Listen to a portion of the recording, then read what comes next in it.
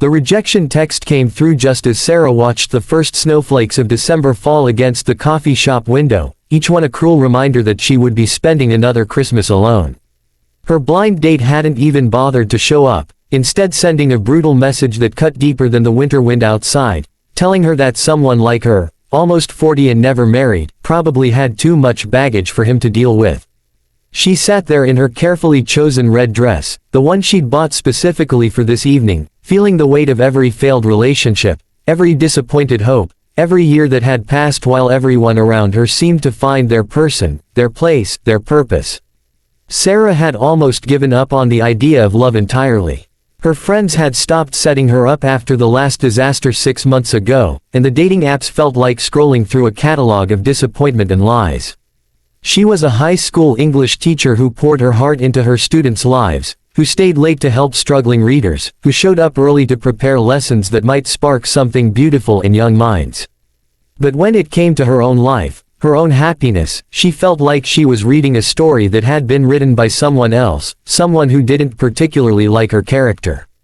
The coffee in front of her had gone cold, just like her hopes, and she was gathering her coat to leave when she heard the small voice behind her. The little girl couldn't have been more than 6 years old, with dark curls escaping from beneath a knitted pink hat and eyes that held a sadness no child should carry.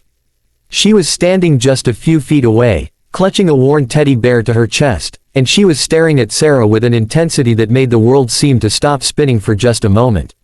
The girl's father stood behind her, a tall man with tired eyes and shoulders that seemed to carry an invisible weight, and he was reaching for his daughter's hand, apologizing for the interruption, but the little girl wasn't moving. She was looking at Sarah like she'd found something she'd been searching for her entire short life, and then she spoke the words that would change everything. "Can you be my new mom?" the little girl asked, and the question hung in the air between them like those snowflakes outside, delicate and impossible and somehow perfect. Sarah felt something crack open inside her chest, something that had been frozen for so long she'd forgotten it could thaw. The father's face flushed with embarrassment, and he immediately began apologizing, explaining that his daughter Emma had lost her mother 2 years ago to cancer, that they'd been doing their best to navigate life without her, that Emma sometimes said things like this to women she felt drawn to, and he was so sorry for the awkwardness. But Sarah wasn't looking at him anymore. She was looking at Emma, at this tiny human being who had somehow seen past Sarah's red dress and her rejection and her almost 40 loneliness to something else, something that maybe Sarah herself had forgotten was there. If you believe in second chances, in the unexpected moments that change our lives forever, please take a moment to like this video, leave a comment sharing your thoughts, and subscribe to our channel.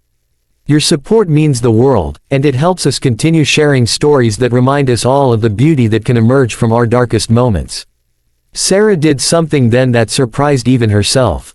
She smiled at Emma, a real smile that reached all the way to her eyes for the first time in months, and she asked if she could sit down and talk for a bit. The father, who introduced himself as Daniel, looked stunned but grateful, and they moved to a larger table near the window where the snow was now falling in earnest, covering the city in a blanket of white that seemed to muffle all the harsh edges of the world. Emma climbed into the chair next to Sarah and immediately began telling her about her teddy bear, whose name was Mr. Buttons, and how her mommy had given him to her before she went to heaven, and how sometimes she talked to Mr. Buttons about all the things she wished she could tell her mommy. As Emma talked, Sarah felt something she hadn't felt in years, a sense of being exactly where she was supposed to be, doing exactly what she was meant to do. Daniel explained between his daughter's stories that they'd come to the coffee shop as part of their new tradition of doing something special every Friday evening, something to mark the end of the week and to remind themselves that they were still a family, still moving forward, even though a crucial piece of their world was missing.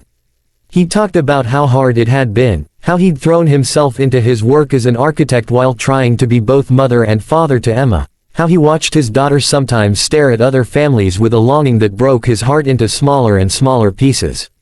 Sarah found herself opening up in ways she never did with strangers, telling them about her own losses, the father who'd left when she was young, the mother who'd passed away just 3 years ago, the relationships that had crumbled because she'd been too scared to truly let anyone in, too convinced that everyone eventually left. She talked about her students and how they'd become her family in many ways, how their growth and triumphs filled some of the empty spaces in her life, but how she still went home to a quiet apartment where no one was waiting, where no one asked about her day or needed her in the way she desperately wanted to be needed.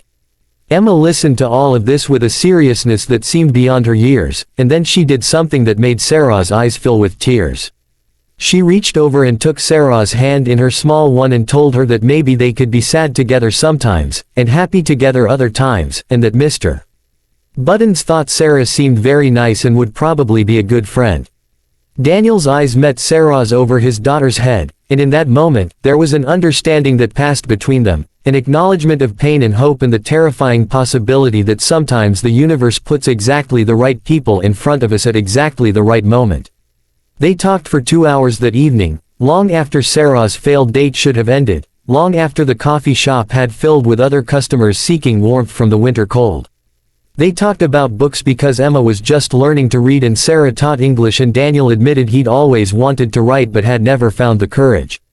They talked about Christmas and how this year felt especially hard because it would mark 2 years without Emma's mother, and how Daniel had been dreading the holiday season, the forced cheer and the reminders everywhere of perfect families that his family would never be again. Sarah shared that she'd been dreading it too, that she'd already declined multiple invitations to friends' houses because she couldn't bear to be the single person at another table full of couples and children, the one everyone felt sorry for. When it was finally time to leave, Daniel asked, with a nervousness that Sarah found endearing, if maybe they could exchange numbers, if maybe Sarah would like to join them for hot chocolate sometime. Nothing serious, just as friends, just because Emma clearly adored her and he thought maybe they'd all enjoyed the unexpected company. Sarah said yes before she could overthink it, before her usual defenses could rise up and protect her from potential hurt. Emma insisted on a hug goodbye, wrapping her small arms around Sarah's waist and whispering thank you for being so nice, and Sarah felt something shift inside her, some calcification around her heart beginning to soften. The hot chocolate date led to a visit to the Christmas tree farm where Emma insisted that Sarah help them pick out their tree, and Sarah found herself laughing genuinely for the first time in months as Emma rejected tree after tree for being too skinny or too fat or too short or having a weird branch. Daniel watched them together with an expression Sarah couldn't quite read, something between gratitude and wonder and fear. He later confided that he'd been so focused on just surviving, just getting through each day, that he'd forgotten what it felt like to see his daughter simply being happy, being a child, being silly and joyful and free from the weight of grief that had settled over their home like permanent fog. Sarah started joining them for their Friday evening traditions, and then for Sunday morning breakfasts, and then for random weeknight dinners when Daniel called saying Emma had specifically requested her presence.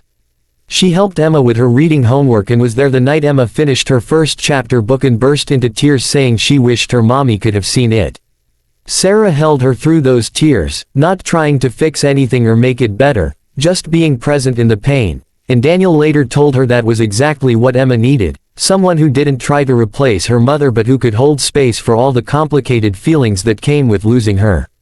Christmas approached faster than Sarah expected, and she found herself more involved in the preparations than she'd ever been even in her own home. She helped Emma write a letter to Santa and bake cookies shaped like reindeer and wrap presents for Daniel that Emma insisted had to be surprises. Daniel had asked Sarah, with a vulnerability that made her chest ache, if she would spend Christmas Eve with them, if she would help them create new memories that might make the holiday bearable. And Sarah had said yes without hesitation, realizing that somewhere along the way, these Friday coffee shop meetings had become the center of her world. On Christmas Eve, as they sat together in Daniel's living room watching Emma's face glow in the light of the tree they'd chosen together, Sarah felt Daniel's hand find hers. He didn't say anything, didn't make any grand declarations, but in that quiet moment with snow falling outside and Emma singing along to carols and Mr. Buttons sitting proudly on the couch, Sarah understood that healing wasn't about forgetting pain or replacing what was lost. It was about making space for new love alongside the old grief, about letting people in even when it was terrifying, about believing that your story could have plot twists you never saw coming. Emma fell asleep curled against Sarah's side, and Daniel whispered that his daughter had told him that night while getting ready for bed that she thought maybe her mommy had sent Sarah to them. That maybe that's how heaven worked, sending people who needed each other to the same coffee shop on the same snowy night. Sarah felt tears slip down her cheeks because she realized she believed it too, believed that the blind date that never happened had been exactly what needed to happen, that rejection had been redirection towards something more beautiful than she could have imagined. If this story touched your heart, if it reminded you that our greatest blessings often come disguised as disappointments, please like this video and share it with someone who needs to hear this message today. Sometimes we find our family in the most unexpected places, and your engagement helps these stories of hope reach people who need them most. As midnight approached and Christmas officially began, Sarah looked at the man and child who had somehow become her people, her place, her purpose, and she thought about that text message from months ago, that brutal rejection that had left her sitting alone in a coffee shop in a red dress. She thought about how she'd been so focused on finding romantic love that she'd almost missed this profound connection, this chosen family, this little girl who'd asked a stranger to be her new mom and had somehow given that stranger a reason to believe in magic again. Before we end, please take a moment to comment below and tell us, have you ever experienced an unexpected encounter that changed your life? What's your story of finding family in unexpected places? We read every comment and your stories inspire us all. The rejection that Christmas Eve had felt like an ending, but it had actually been a beginning, the start of a story Sarah never knew she was supposed to be living, one where a little girl's brave question and a father's tired hope and a teacher's lonely heart came together to create something that looked a lot like love, a lot like family, a lot like home. And as Sarah pulled a sleeping Emma closer and felt Daniel's arm around her shoulders, she finally understood that sometimes the greatest gift we receive is the one we never thought to ask for, delivered not by grand romantic gestures but by the simple courage of a 6-year-old girl who saw something in a stranger that the stranger had forgotten was there, the capacity to love and be loved, to mother and be mothered, to belong and to build something beautiful from the broken pieces of before.